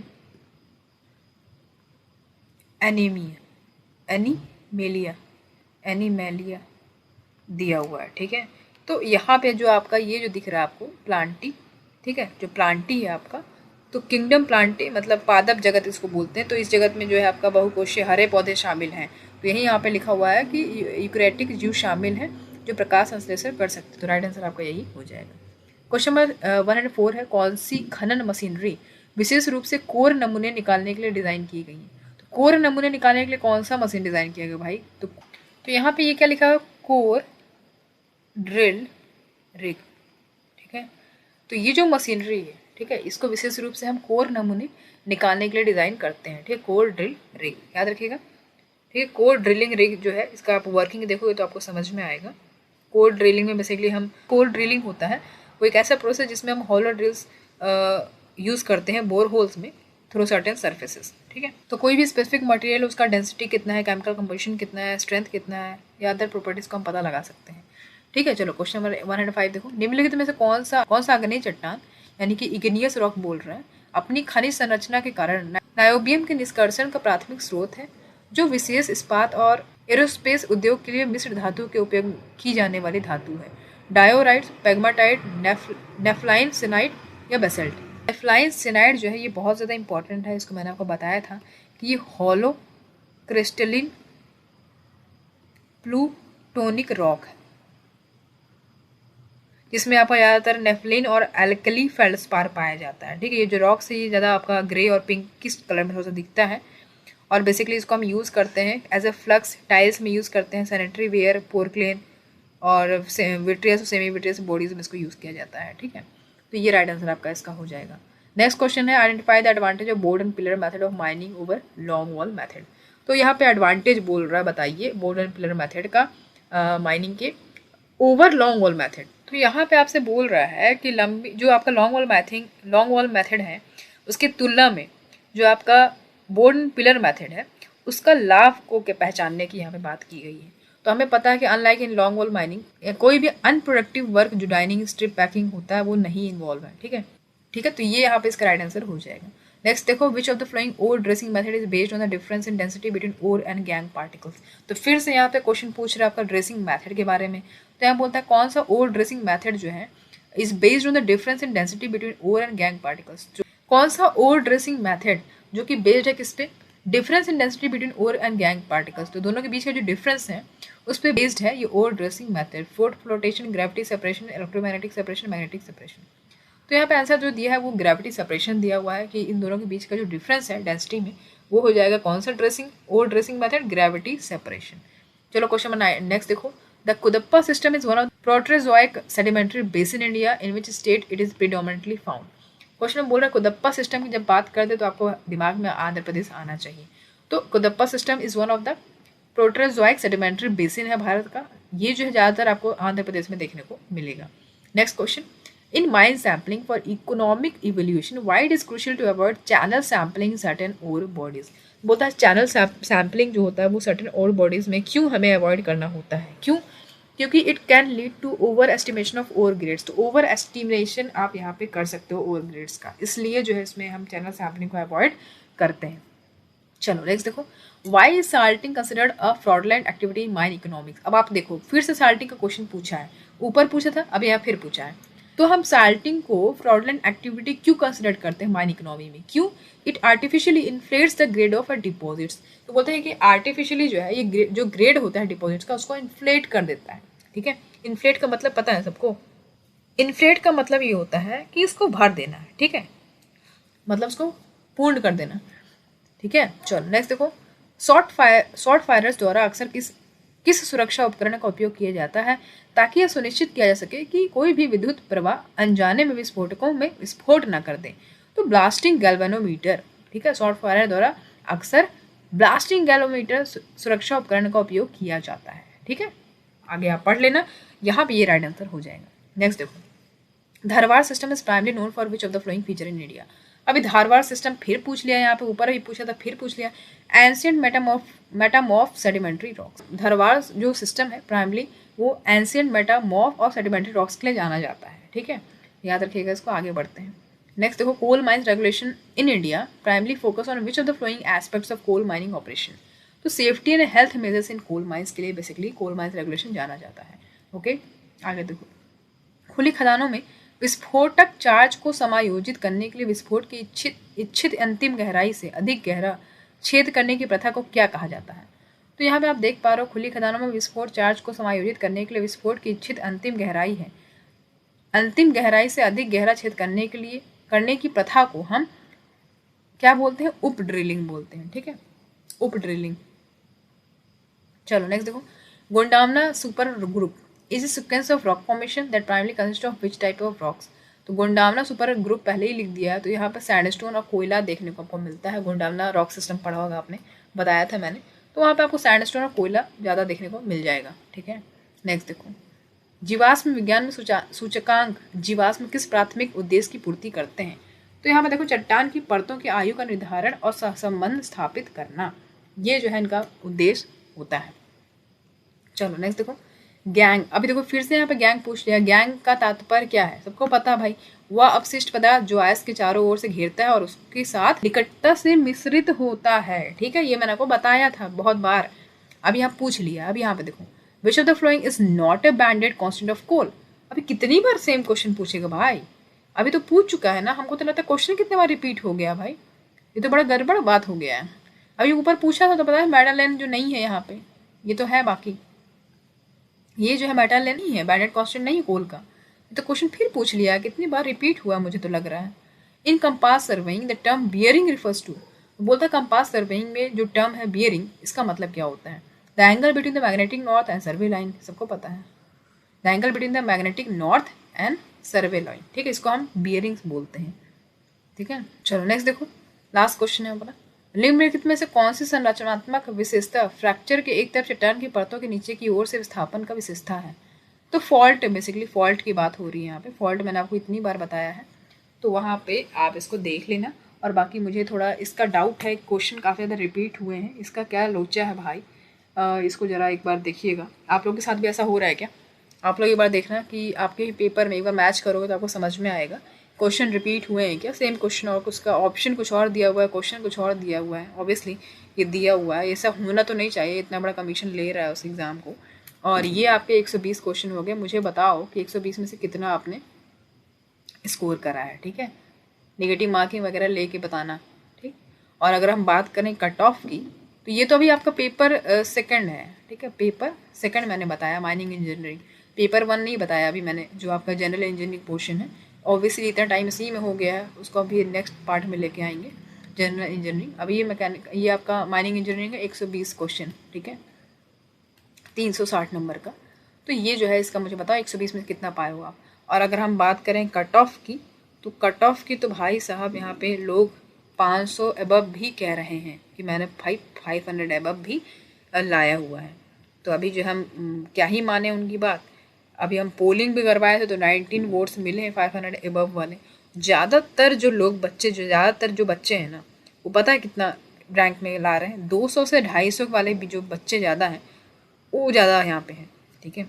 और अभी जो अगर हम बात करें आपका 350-400 तक लोग, 350 तक मोस्टली लोग जाएंगे। ज़्यादातर जो आपका एवरेज बन रहा है वो 350 तक लोग जाएंगे। अब हम कट ऑफ की बात करें तो जब लोग कह रहे हैं कि मेरा 500 प्लस भी जा रहा है, तो हम 500 प्लस तो मान ही सकते हैं कि भाई जो कट ऑफ है वो जाएगा 500 प्लस, ठीक है। 400 प्लस वाले जो है सेफ जोन में है, उसके नीचे वाले के लिए थोड़ा सा यहाँ पे प्रॉब्लम क्रिएट हो सकता है, ठीक है। तो यही है, यही बात है, 400 प्लस वाले समझें। और हो सकता है कि अगर जो आपका रैंक है मान लीजिए कि 500 और 400, मान लीजिए 400 और 500 के बीच में लोग का जो रैंक है वो है ही नहीं और 500 प्लस है, तो 500 प्लस वालों को तो उठाएगा ही उठाएगा और 400 के नीचे वालों को भी उठाएगा। तो ऐसा हो सकता है, ठीक है। ये एक एग्जाम्पशन हम लेके चल सकते हैं, बाकी अभी रिजल्ट आएगा तो पता चलेगा।